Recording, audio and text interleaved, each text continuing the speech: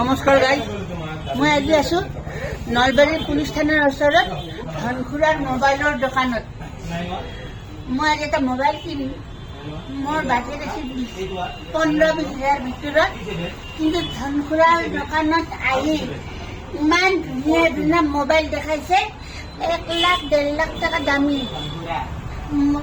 গতিকে মই কৈছোঁ, আৰু ইয়াত ফাইনেন্স হয় মোবাইলবিলাক, জিৰ' ফাইনেন্স বুলিয়ে ক'ব লাগিব আপোনালোকে। আৰু মই সেনেকৈ এতিয়া এটা দামী মোবাইল ল'ম, 70 Pro Max।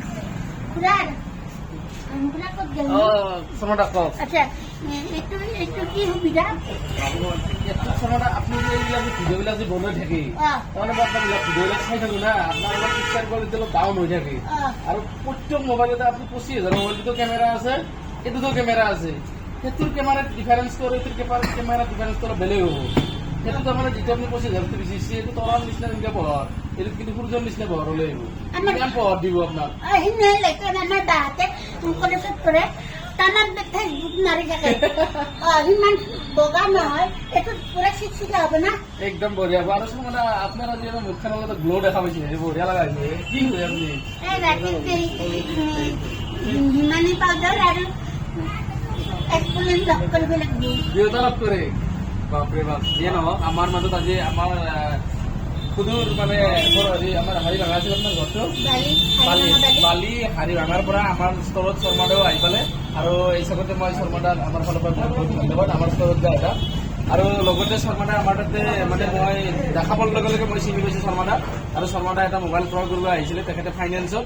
আৰু মই শৰ্মাদাক ক'লোঁ, শৰ্মাদা আপুনি ইমান এটা ভাল ভিডিঅ' কৰাৰ কাৰণে আইফোন এটা লৈ লওক ফাইনেন্সত। তেখেতেতো পুৰা ফুল আগ্ৰহী। যিয়ে নহওক, শৰ্মাদাই যদি মানে এইটো হয় তেতিয়াহ'লেতো মই চাই দিম, যদি নহয় মানে শৰ্মাদা বেলেগ এটা হ'লেও মই আপোনাক দিম। কিন্তু মোৰ ফালৰ পৰা মই কিবা এটা মানে শৰ্মাদাক মই কথা দিলোঁ, মোৰ ফালৰ পৰা কিবা এটা ডিছকাউণ্ট কৰি দিম। আৰু মই এতিয়া চিভিলটো চাম। আৰু ধনৰ দোকান বুলি ক'লে শৰ্মাদাই এটা কথা গম পায় মানুহে, হয়তো আপুনি গম পোৱা নাছিল, আমাৰ ইয়াতে ফাইনেন্সৰ সুবিধা আছে ভাল ভাল, য'ত আপোনালোকে মানে কাষ্টমাৰে ল'ব পাৰে iPhone 24 মাহৰ EMI, য'ত ৰেট অফ ইণ্টাৰেষ্ট 0 থাকে। যদি আগতে লৈ থাকে ডাউন পেমেণ্টটো 0, আপোনাৰ কিবা ফাইনেন্সত লোৱা আছে নেকি আগতে?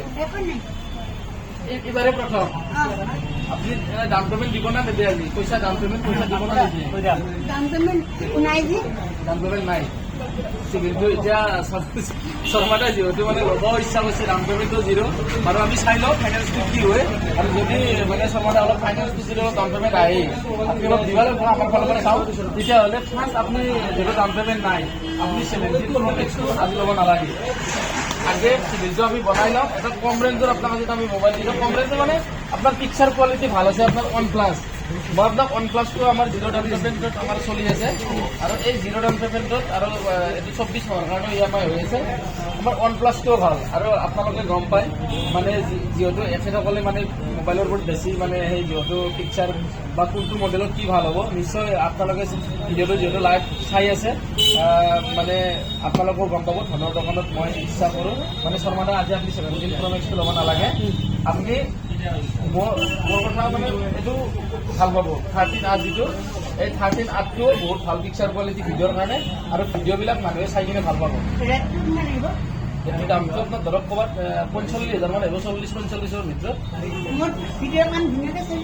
একদম টেনশ্যন ল'ব নালাগে, এইটো ধুনীয়া চলিব। আৰু এইটো মই এতিয়া ফাইনেন্সটো চাম, আৰু যদি শৰ্মাদা